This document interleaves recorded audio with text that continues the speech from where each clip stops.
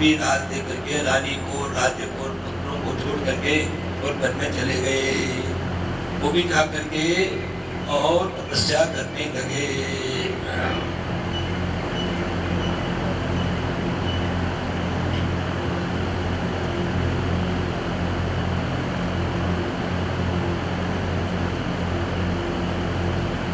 अब उनको, भरत जी को भगवान में इतना मन लगा कि तन्मयता से भगवत प्राप्ति में कोई कमी नहीं रही, भगवत स्वरूप से ही हो गए थे। पर एक दिन गंडकी गंगा के किनारे तर्पण कर रहे थे, वहां एक हरिणी को देखा।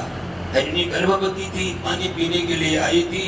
सिंह ने गर्जना करी, सिंह की गर्जना से हरिणी व्याकुल होकर के छलांग लगा करके दूसरी तरफ गई और वहां जा करके और दुखी हो गई।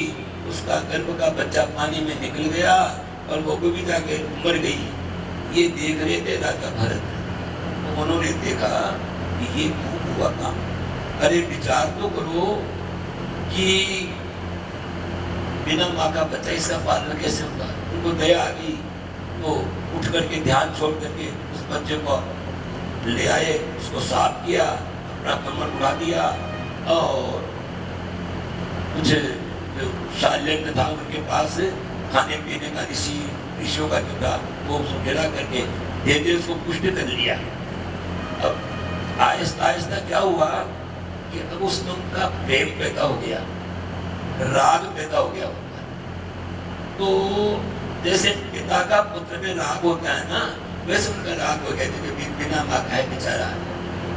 तो उसका भी जो है सो पितृभाव हो गया।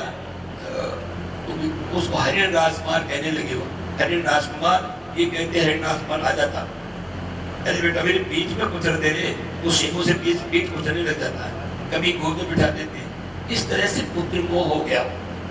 अब धीरे धीरे बोले जहाँ भगवान का भक्त निद्रा में भी भगवान का भजन चलता था, अब 24 घंटों में से वो उधर भगवान का भजन, उस मोह में भजन में बाधा पड़ गई।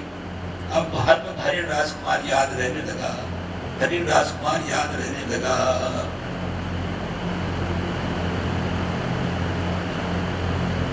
जब बाहर कहीं चला जाता, हरिण राजकुमार के नाम से आवाज देते तो मृग वहां आ जाता, आकर के और महाराज के, भरत राजा के गोद में बैठ जाता।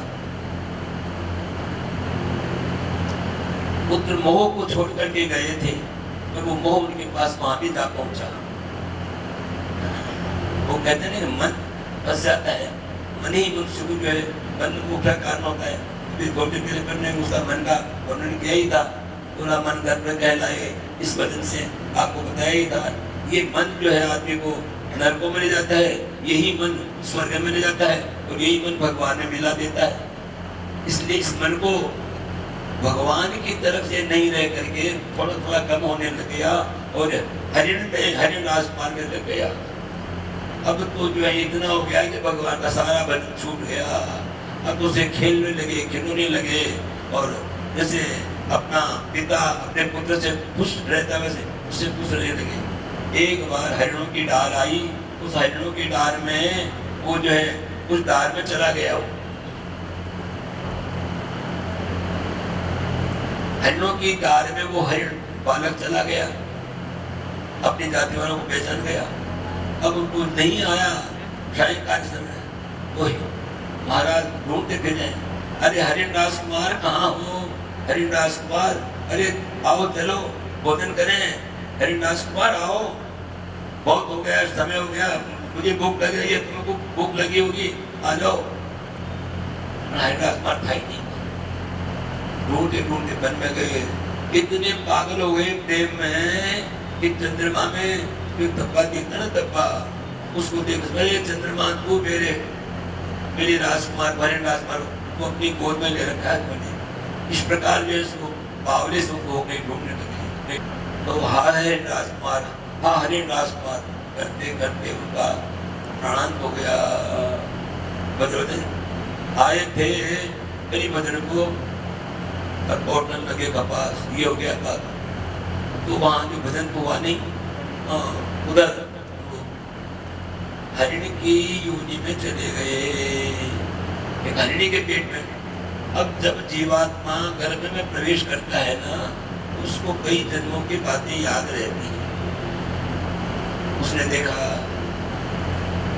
भरत की जीवात्मा ने, मैंने कितना बुरा किया है, अरे राज्य को छोड़ के और पुत्रों को, पत्नियों को, संपत्ति को, राज्य को, सबको छोड़ा दिया, आया यहाँ आकर के भी मैं हरिण के पेट में फंस करके और मैंने अपनी दुर्गति कर ली।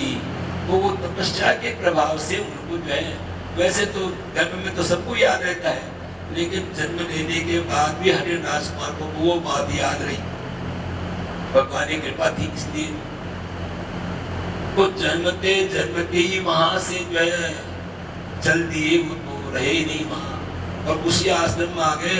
इस आश्रम में उनका पहले कुटिया थी, उस कुटिया में ये रहने लगे, कुछ खाना पीना नहीं, छोड़ दिया।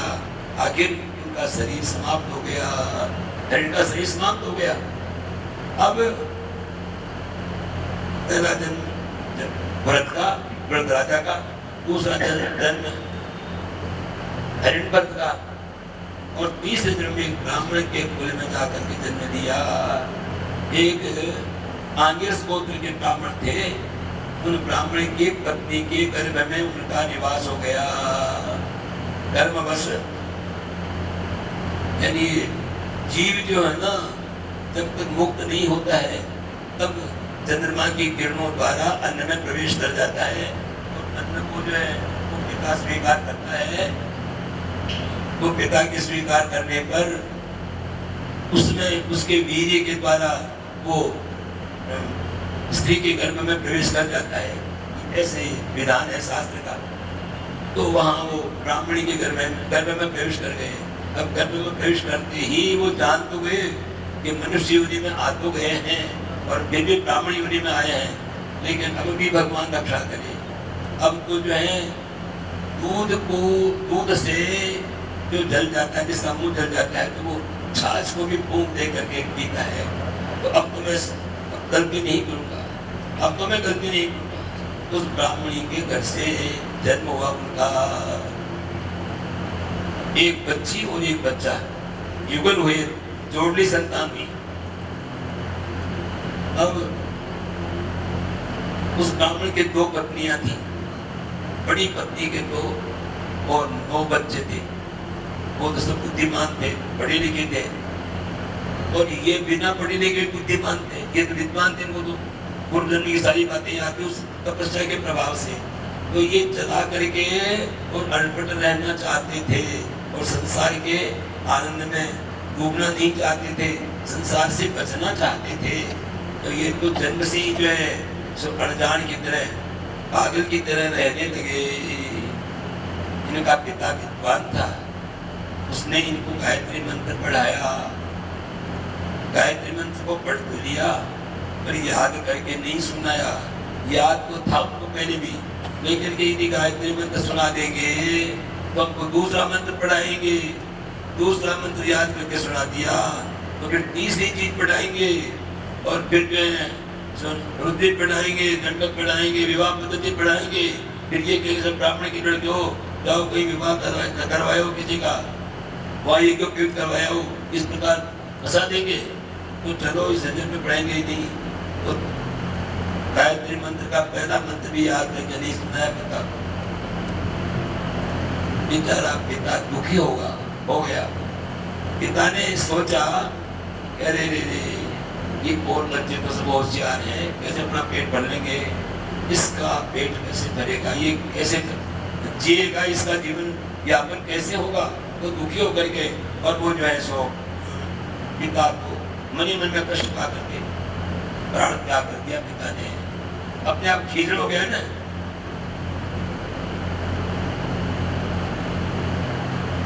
पिता के मरने के बाद वो तो खुश हो गए, अब कोई चिंता नहीं है। माता जो थी पिताजी के साथ सती हो गई। माँ ने मरते वक्त ये कहा अपनी दूसरी बहन से, दूसरी 2 पत्नियां थी ना, दूसरी बहन से कहा कि बहन ये देख, ये बच्चे का तो तू विवाह कर ही देगी, और ये बच्चा है जो, तो ये समझना भाई मेरी एक बेटा और है, हाँ कि मेरा बेटा ही बना। उस प्रकार वो उसका लालन पालन करने लगी, पर फिर भी वो भरत जो ना सो वो जड़ ही रहे, दिखावट के जड़। वैसे तो विद्वान थे लेकिन दिखावट, इसलिए उनका नाम जड़ भरत डाल दिया। जड़ भरत, जड़ यानी मूर्ख, मूर्ख भरत नाम हो गया। अब जो है सो वहां बहुत दिन हुए, वो भाई लोग कहे भाई तुम कुछ काम किया कर रहे, काम किया कर, पर काम तुमसे होता नहीं था। मान लो किसी को समझा में खेत में काम करने के लिए भेजे, तो कहा कि ये जमीन को समान करना है और ये यहाँ का टीला इस गड्ढे में डाल देना। वो गड्ढे में डाले तो क्या करें कि वो अपने चला करके गड्ढे की जगह टीला कर दे, टीला की जगह गड्ढा कर दे, यानी कहीं भी भलाई नहीं ली काम की भलाई लेते तो उसमें फंस जाते। सबको क्यों भौजाइयाँ कहती अरे यू मोटो सारो यो डगड़ कहीं काम को कौन है। माँ कहते ये बापना माँ का कसम तो तू पैदा चले खुआता भी जैसे ये तो कमजोर रहता रहते। अरे यो इन चावली सी बेटी में तो खार मस्त दे से स्वभाव होता है, कोई बात नहीं होता है, संसार का स्वभाव है।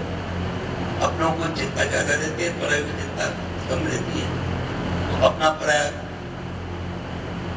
और तो ज्यादा होता ही है।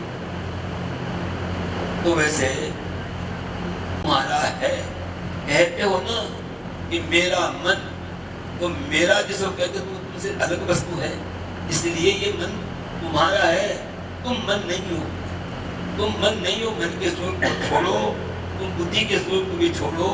तुम न बुद्धि, तुम न हो, न अहंकार हो, न शरीर हो और न प्राण हो। तुम प्राणों से भी अलग हो, शरीर से भी अलग हो, मन से भी अलग हो, इंद्रियों से भी अलग हो और बुद्धि से भी अलग हो। तुम साक्षात परमात्मा के स्वरूप हो।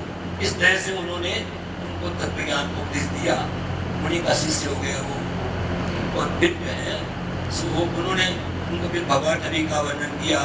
भगवाटवी का उसके संसार जो है ना, ये अटवी है, अटवी संसार की अटवी है। ये जंगल है, इस जंगल में कई तरह के जंतु रहते हैं। इन जंतुओं के बीच में हंसो मत। प्रेम नगर की डगर है, कठिन बटोई न करना बसेरा, पग बड़ा हो न जाए अंधेरा। उसका सारांश में एक पद्य बताया लोगों ने कि ये प्रेम नगरी जिसको तुम समझते हो ना, ये प्रेम नगरी ये नहीं है। प्रेम नगरी है भगवान की शरण, उसमें जाने का बीच का रास्ता इस अटवी में होकर निकलता है। भवाटवी में भवैन संसार और संसार की अटवी जंगल, संसार की जंगल है। इस जंगल को छोड़ो।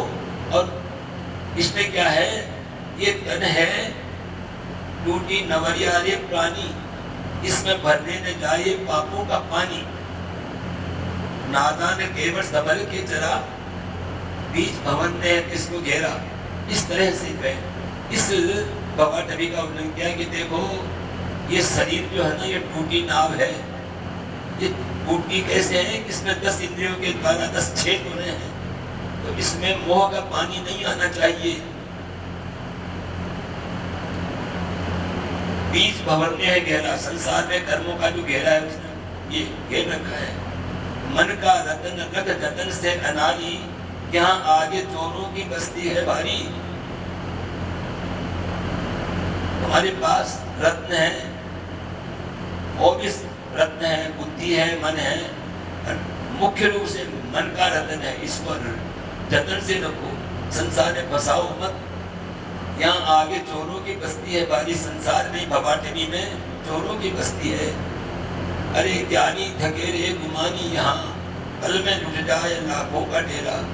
बड़े बड़े ज्ञानी भी यहाँ टिका गए हैं, विश्वामित्र पराशरादि भी इसमें फंस गए हैं। इसको छोड़ दो, इसमें पड़े मत तू। समझ लो कि हवा रंग लगी है दिखाने, ये संसार की हवा को रंग दे किसका, रंग दे करके इससे विरक्त हो जा। यहाँ कोई सार नहीं है, समझ ले मित्र यहाँ कौन है रे तेरा, तेरा यहाँ कोई मित्र नहीं है, सब संसार के ये सब स्वार्थी संगी हैं।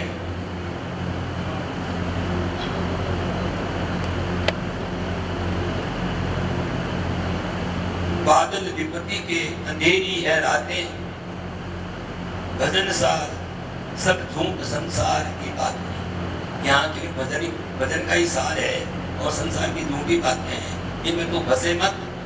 लखो श्याम पुतली में, लखो श्याम पुतली में मत कर बसेरा, पग बड़ा हो न जाए अंधेरा। यानी प्रत्येक वस्तु में श्याम का दर्शन कर, भगवान का दर्शन कर, यहाँ रहना नहीं है, ये आगे यहाँ इसमें चोरों की बस्ती है। इस देश में चोर चकोर घने, निज माल की राख समान सदा, बहुते होशियार ठिकाई गए, नहीं कोई की साबुत लाज रही। उठ जाग मुसाफिर सोच जरा, तेरे पूछे की नौबत बाज रही। ब्रह्मानंद जी ने इस बात इस तरह से कहा है, इसके सारांश में बताया है कि इस देश में बड़े चकोर चोर है। इसको तो हम आपको समझाएंगे शायद, पहले की बात समझ कम बैठी होगी। संसार में फंसते क्यों हैं आदमी, मैं और मेरापन में फंसते हैं। तो मेरा घर, मेरे बेटे, मेरी पत्नी, मेरा परिवार, मेरे सगे संबंधी, इसमें फंसते हैं।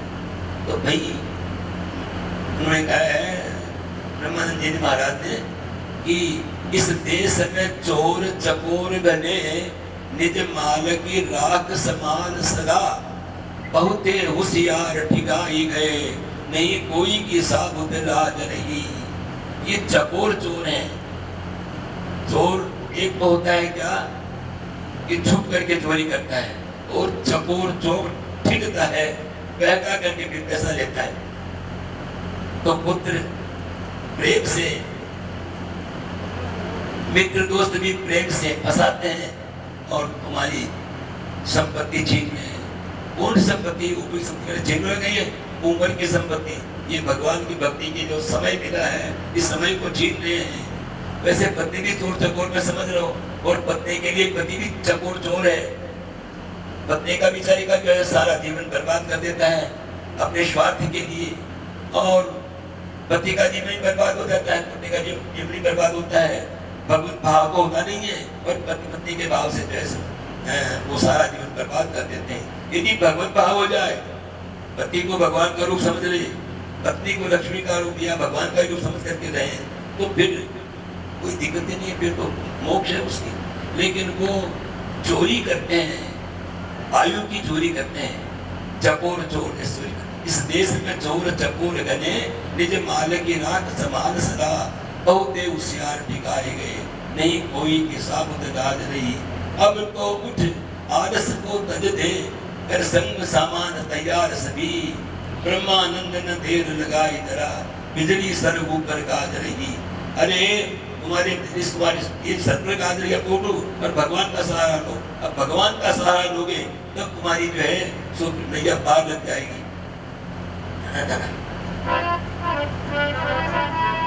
तो भगवान का सहारा ही बड़ा है, भगवान के सहारे से जीव का उद्धार हो जाता है। बांके बिहारी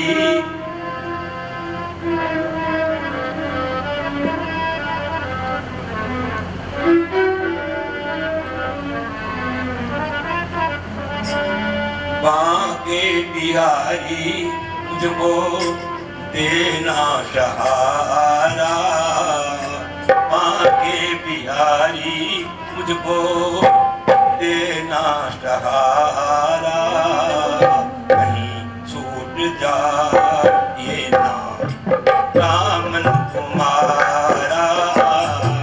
बांके बिहारी मुझको देना सहारा, नहीं छूट जाए दामन तुम्हारा। बांके बिहारी मुझको देना करता रहूं मैं, सुबह शाम तुझको रिझाता रहूं मैं।